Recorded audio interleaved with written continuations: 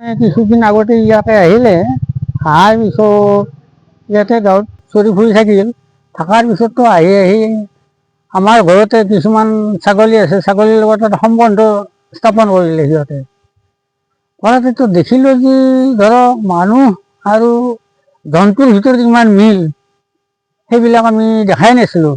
যে মানুহক মানুহে হিংসা কৰে, কিন্তু জন্তুই আৰু এই ছাগলীটোই যেতিয়া মানুহৰ লগত সম্প্ৰীতি ভাৱ দেখা গেল, তেতিয়াতো খুব আমি তাৰমানে খুব আনন্দিত হ'লোঁ। আৰু সেই হেৰি বান্দৰটো আমাৰ ইয়াত থাকিলে ছাগলীৰ লগত। ছাগলীটো আপোনালোকৰ আছিল? আমাৰে আছিল। কিছুদিন থাকিল, থকাৰ পিছত আজি 3 দিনমান আগত ছাগলীটো সদায় ছাগলীটোৰ লগত পথাৰত যায় আৰু ঘূৰি আহে, চাৰি আনে গধূলি। অকস্মাতকৈ কুকুৰে তাৰমানে ছাগলীটো মাৰি পেলালে। মাৰি পেলাৰ পিছততো এই বান্দৰটোতো তাতে কান্দি বহি থাকিল ছাগলীটোৰ মৃতদেহৰ কাষত। আমাক গাঁৱৰ মানুহে খবৰ দিলে, আজি তোমালোকৰ ছাগলীটো মাৰিলে। আমি যি গেলোঁ, যাই দেখিলোঁ যে ছাগলীটোতো মাৰি পেলালে। তাৰপিছত লৈ আহিলোঁ ঘৰত আনি, যি ছাগলীটোতো আৰু কি কৰিম, পুতপালৈ গেলোঁ ছাগলীটো।